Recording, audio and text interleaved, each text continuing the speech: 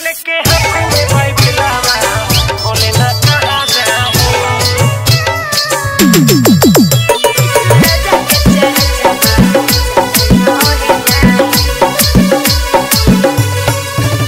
लेके हाथ में भाई बिलावा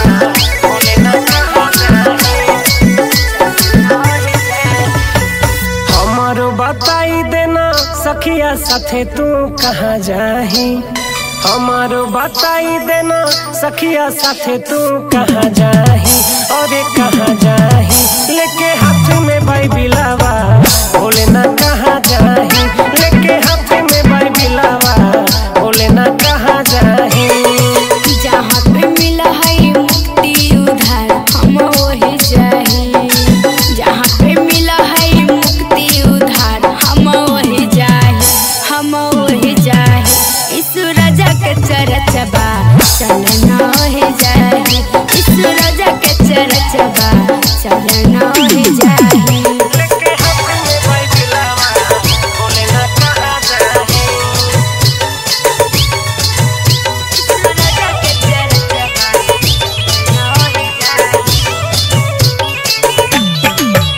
लेके हाथ में भाई बिलावा बोले ना कहाँ जाही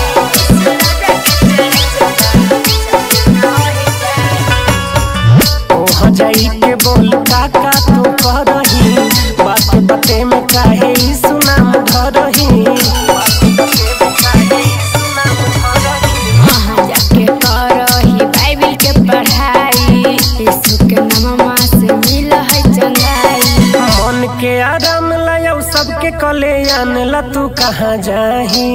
मन के आराम लायौ सबके कल्याण ला तू कहाँ जाही अरे कहाँ जाही लेके हाथ में भाई बिलावा बोले ना कहाँ जाही लेके हाथ में भाई बिलावा बोले ना कहाँ जाही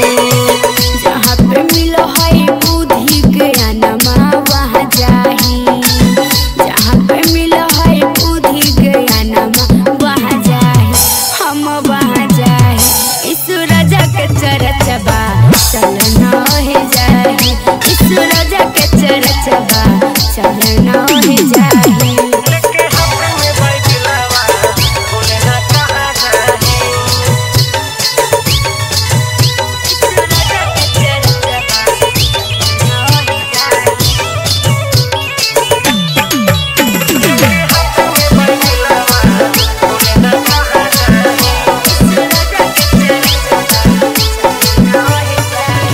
हाँ 2 साल गेली तू 4 साल गईली